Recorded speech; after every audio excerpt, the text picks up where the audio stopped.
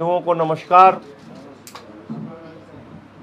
पूरे उत्तर प्रदेश की जनता इस वक्त भीषण गर्मी से परेशान है। भीषण गर्मी में हो रही बिजली कटौती से परेशान है और स्मार्ट मीटर की लूट से परेशान है। स्मार्ट मीटर के नाम पर पूरे उत्तर प्रदेश में जनता की जेब लूटी जा रही है। जिन घरों में 1500 रुपए बिल आता था, वहां 6000 7000 रुपए बिल आ रहा है। यानी कि स्मार्ट मीटर बहुत तेजी के साथ भाग रहा है। वो स्मार्ट मीटर भाग मिल्खा भाग हो गया है। इसलिए हमने इस स्मार्ट मीटर का नाम स्मार्ट चीटर रख दिया है। ये स्मार्ट चीटर पूरे प्रदेश की जनता को चीट करने का काम कर रहा है और इस स्मार्ट चीटर के खिलाफ 3 मई से आम आदमी पार्टी पूरे उत्तर प्रदेश में आंदोलन चलाएगी और कई चरणों में हम आंदोलन चलाएंगे इस स्मार्ट चीटर के खिलाफ। ये स्मार्ट मीटर नहीं है। 80 लाख के करीब स्मार्ट मीटर लगाए गए हैं, जिसमें से 70 लाख स्मार्ट मीटर ऐसे हैं जो प्रीपेड स्मार्ट मीटर हैं। लोग गर्मी में परेशान हैं, उनको पता नहीं चल पा रहा है, पैसा खत्म, बिजली गुल। जब वो लोग उसको रिचार्ज करते हैं तो तुरंत बिजली चालू होनी चाहिए। 10-10, 12-12 घंटे उनकी बिजली चालू नहीं होती। तो ये स्मार्ट मीटर के नाम पे स्मार्ट चीटर का काम पूरे प्रदेश में चल रहा है। इसका विरोध इन मीटरों को जलाकर और तोड़कर भी होगा। इसका विरोध अलग अलग प्रकार से हस्ताक्षर अभियान इस स्मार्ट चीटर के खिलाफ चलाकर भी होगा। इसका विरोध गर्मी के महीने में शंख बजाओ, ताली बजाओ, थाली बजाओ, जो कोरोना भगाने के लिए किया गया, हम सरकार को जगाने के लिए भी उसका अभियान चलाएंगे और विरोध करेंगे। नंबर 1 जानकारी ये देनी थी आपको। दूसरी बात, हमारी जो रोजगार दो, सामाजिक न्याय दो यात्रा है, वो 4 चरणों की यात्रा पूरी हो चुकी है और 5वें चरण की यात्रा 16 मई से मेरठ की क्रांतिकारी धरती से प्रारंभ होकर 20 मई को गाजियाबाद में समाप्त होगी।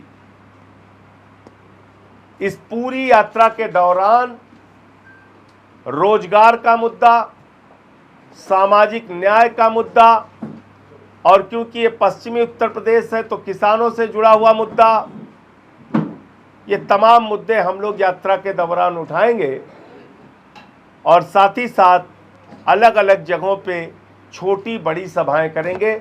2 सभाएं निश्चित तौर पे बहुत बड़ी होंगी, एक मेरठ में और दूसरी गाजियाबाद में।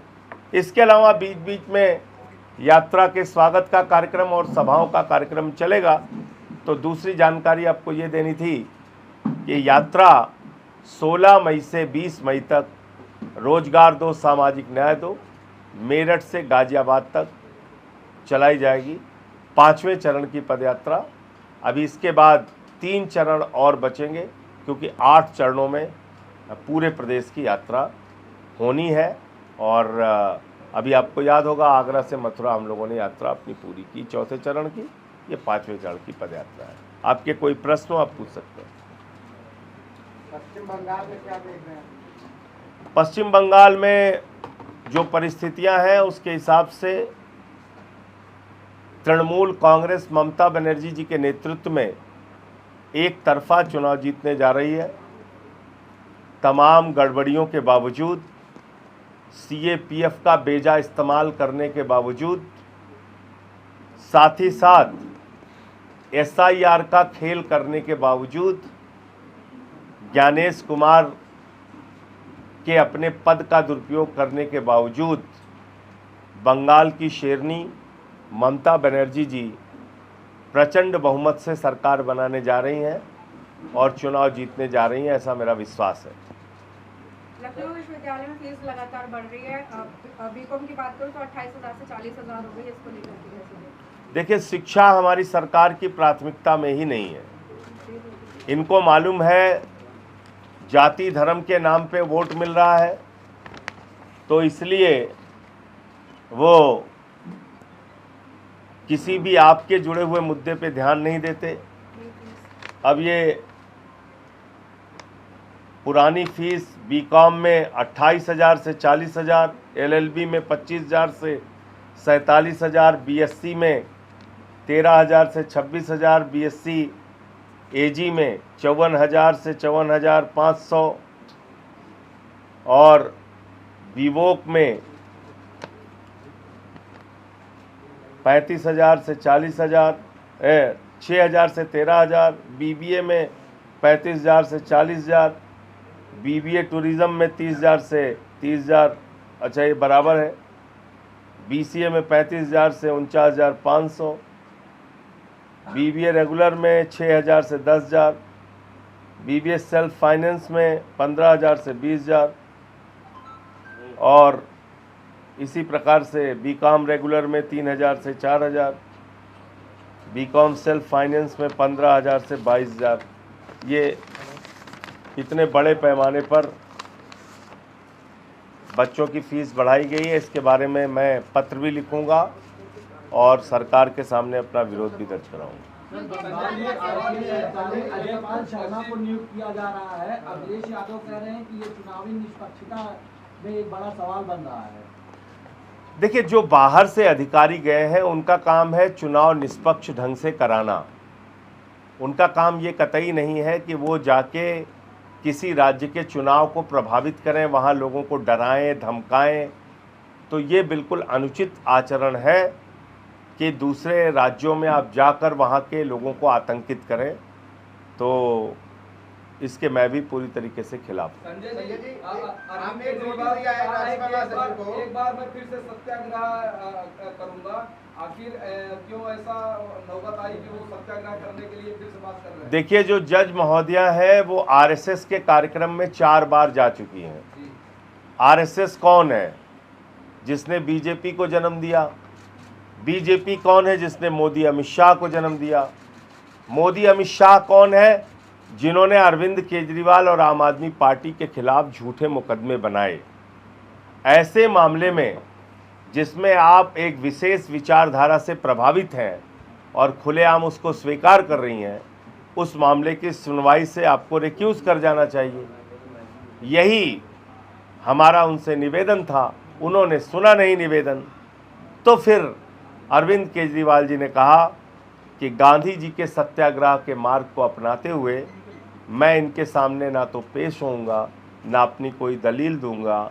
और आज मनीष सिसोदिया जी ने भी इस संदर्भ में अपना फैसला लिया है कि वो भी कोर्ट के सामने पेश नहीं होंगे, क्योंकि भरोसे का सवाल है। सवाल, एक सेकंड, मैं ख़त्म कर रहा हूँ, मैं आपकी बात का जवाब दे दूँ। क्योंकि आरएसएस के कार्यक्रम में 4 बार स्वर्णकांता जी जस्टिस महोदया जा चुकी हैं। उनके बच्चों को तुषार मेहता जी वर्क अलॉट करते हैं और उसका सरकारी लाभ उनको मिलता है।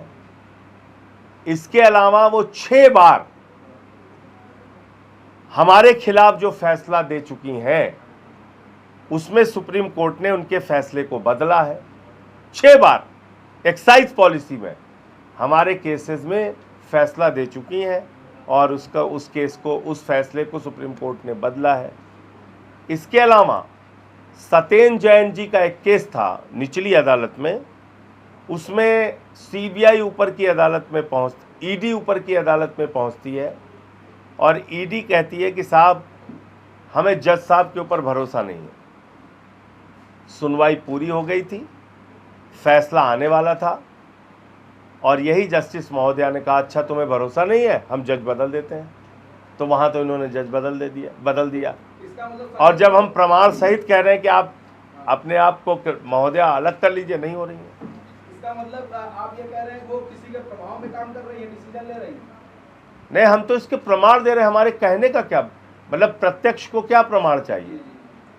तो संजय जी, सत्याग्रह का अधिकार तो सभी का है, आप कर सकते हैं, लेकिन अगर हर व्यक्ति अगर अपने अपने हिसाब से जज के लिए अगर आगे अगर ये बात कहने लगे तो कैसे चलेगा? हमने कोई भी बात कही है तो कानूनी अधिकार के तहत कही है, हमने कानून से बाहर जाके कोई बात नहीं कही है। बहुत सारे जज लोग अलग अलग मामलों में अपने आप को रिक्यूज कर लेते हैं, कभी वो बताते हैं क्यों रिक्यूज किया उन्होंने। हम तो बता रहे हैं क्यों आपको रिक्यूज करना चाहिए। और न्यायपालिका, राहुल गांधी मामले में अपने आप को अलग किया है, तो ऐसे कई मामलों में लोग जज अपने आप को अलग कर लेते हैं। और दूसरी बात यह है कि भाई न्यायपालिका के सम्मान की रक्षा करना एक एक भारतवासी की जिम्मेदारी है। तो जब एक एक भारतवासी की जिम्मेदारी है तो क्या उसमें जज नहीं आते हैं? जज को न्यायपालिका के सम्मान की रक्षा नहीं करनी चाहिए? तो जज महोदया क्यों आरएसएस के कार्यक्रम में जा रही हैं? क्या इससे न्यायपालिका के सम्मान और प्रतिष्ठा पर चोट नहीं पहुंचती? क्या आप एक विशेष विचारधारा के कार्यक्रम में जाके वहां अपनी बात रख रही हैं? बदायूं में सीधे पे बैठ करके प्रसव कराया गया, बदायूं में सीधे पे बैठ करके प्रसव कराया गया। क्या यह स्वास्थ्य व्यवस्था का प्रश्न नहीं है? देखिए, बिजली, पानी, शिक्षा, स्वास्थ्य ये सरकार की प्राथमिकता में तब आएंगे जब जनता को भी इसके बारे में सोचकर वोट दिया जाए और जनता इसके बारे में सोच करके नेताओं को चुने और अपना वोट दे। दुर्भाग्य से बीजेपी को क्या लगता है? उनको लगता है हिंदू मुसलमान करो, बुलडोजर चलाओ, गालियां दो मुसलमानों को, दलितों पे डंडे चलाओ, मंदिर में घुसने ना दो, हमको वोट मिलेगा, मिल भी रहा है। तो आपने तो ये बताया एम्बुलेंस किनारे करके मिर्जापुर में महिला का प्रसव कराया गया था, अभी आपने गलियारे की बात कही। तो ये बहुत दुर्भाग्यपूर्ण परिस्थितियां हैं, लेकिन शिक्षा स्वास्थ्य पे सरकार का ध्यान ही नहीं है। आप जिला अध्यक्ष पर प्रश्न उठ रहा कह है। रहे हैं कि आम आदमी पार्टी में पहले जैसा माहौल नहीं रहा है, काफी ज्यादा टॉक्सिक माहौल हो चुका है। अच्छा, तो एक सुनहरा वातावरण बीजेपी में है जहां बलात्कारियों की फौज खड़ी है। एक शानदार वातावरण बीजेपी में है जहां गृह राज्य मंत्री, तत्कालीन गृह राज्य मंत्री का बेटा किसानों को कुचलकर मार देता है। वहां का वातावरण बहुत शानदार है, बहुत अच्छा है, जहां पर बुलडोजर चला के लोगों के घर तोड़े जाते हैं, झोपड़ियां उजाड़ी जाती हैं और जिस सरकार के खिलाफ पंजाब का किसान सड़कों पर एक साल तक आंदोलन करता है और 750 किसान अपनी शहादत देते हैं, जहां पर अडानी जैसे पूंजीपतियों के साथ मिलकर देश को लूटा जा रहा है, वहां बहुत ही सुनहरा, सुखद और बेहतरीन माहौल है। इतनी हास्यास्पद बात कौन मानेगा, बताइए? कोई मानेगा?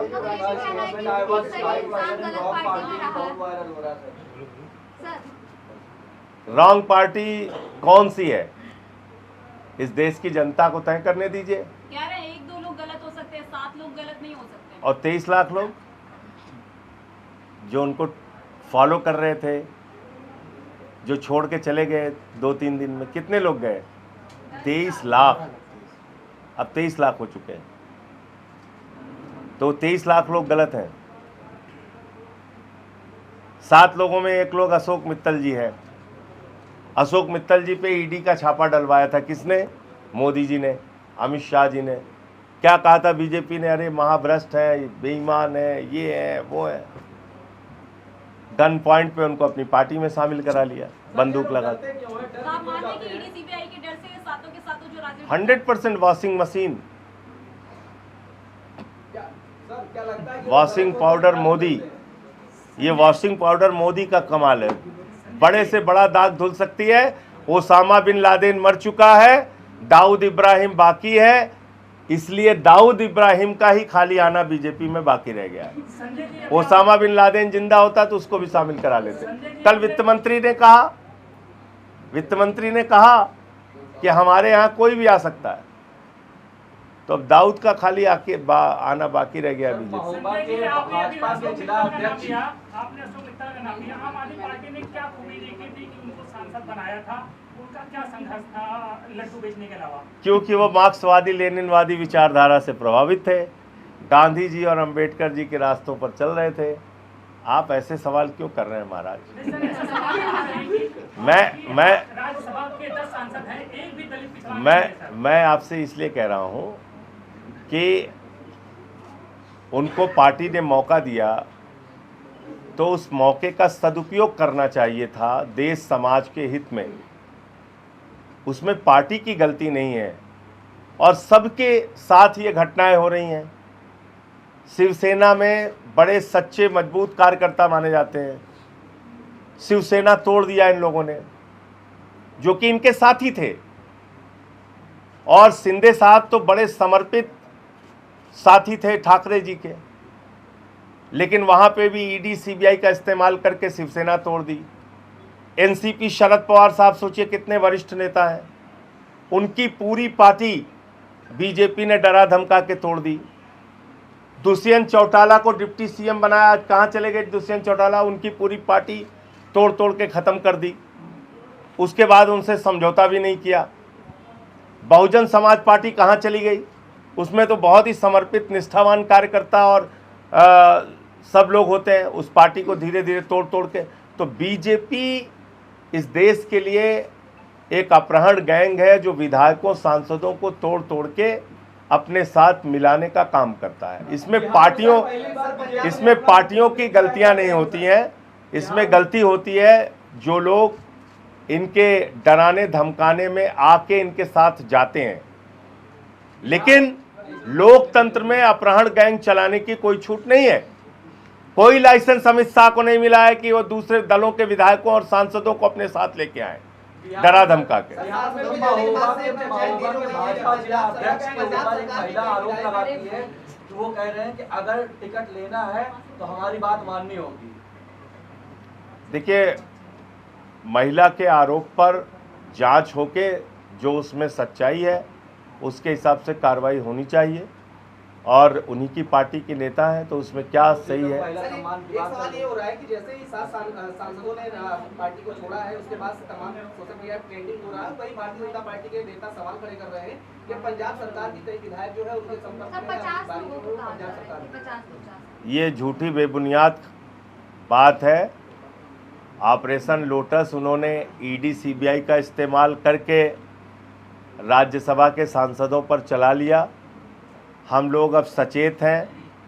ऑपरेशन लोटस का जवाब ऑपरेशन पीटस के साथ पंजाब में उनको दिया जाएगा, इसलिए पंजाब में ऑपरेशन लोटस के जवाब में ऑपरेशन पीटस चलेगा।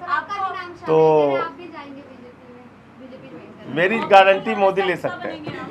मोदी जी से पूछिए कि हिंदुस्तान में कौन सा एक ऐसा व्यक्ति है जो उनके साथ नहीं जाएगा, तो कहेंगे संजय सिंह। और मैं आपके इस प्रेस कॉन्फ्रेंस में भी कह दे रहा हूँ, मरते दम तक भारतीय जनता पार्टी में जाने का दूर दूर तक कोई प्रश्न ही नहीं उठता। 2027 के लिए क्या तैयारी है आम आदमी पार्टी की? यूपी हाँ, चले गए, मैंने बोला है। कितने सीटों पर सर लड़ेंगे यूपी? 2027 में आम आदमी पार्टी कितने सीटों? अभी पंचायत चुनाव की तैयारी में है, उसके बाद लौट के आपको बताएंगे। पहले खत्म हो जाए ये पंचायत के चुनाव। अरे उनका पीछे सवाल आया, कहेंगे संजय सिंह ने जवाब नहीं दिया मेरे से। मेरे उनका जवाब तो दे लीजिए। मैंने खुलेआम कहा है कि जिस दिन मैं भारतीय जनता पार्टी में जाऊं, मेरी पार्टी के कार्यकर्ता और इस देश की जनता जहां पक पाए मेरे चेहरे पे कालिक लगा दे। मैं ऐलान पहले कर चुका हूं जिस दिन जेल से निकला था। सीएम योगी का कहना है 4 तारीख को रिजल्ट आने के बाद टीएमसी के गुंडे पंचर लगाते हुए नजर आएंगे। वो पंचर लगाते हुए नजर आएंगे कि बीजेपी के गुंडे बंगाल छोड़ के भागेंगे, ये 4 तारीख के बाद आपको पता चल जाएगा। लेकिन ये मैं ज़रूर कहूँगा कि एक तरीका बना लिया है मोदी जी ने सारे तंत्र को अपने साथ मिलाकर। वो मेरे ख्याल से पूरा देश देख रहा है कि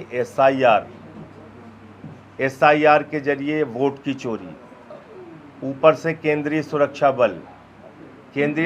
बल के जरिए डराना धमकाना मतदाताओं को, ऊपर से ईडी सीबीआई के जरिए नेताओं को गिरफ्तार करना। तो कई चरण में चुनावों को प्रभावित करने के लिए उन्होंने तरीका बना लिया। मोदी जी ने कहा अंग वंग कलिंग में केवल बंगाल बचा है, यहाँ पर कमल खिलाना बाकी है। सर पश्चिम बंगाल में जिस तरीके से अरे आप चेहरा भी नहीं दिखा रहे, पीछे छिपे हुए हैं। पश्चिम बंगाल में पहले सामने आके सवाल पूछिए। परसेंटेज आए हैं, चुनाव आयोग कह रहा है हम कैसे जान पाएंगे?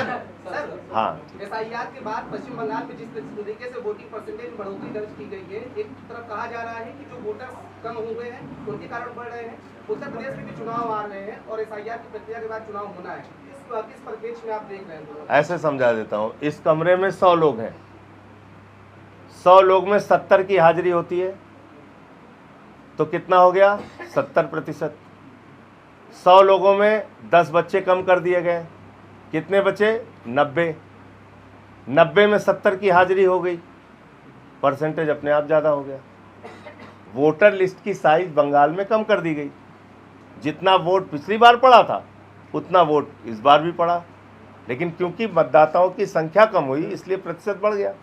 यही है, सीधा सिंपल गणित है। राहुल जी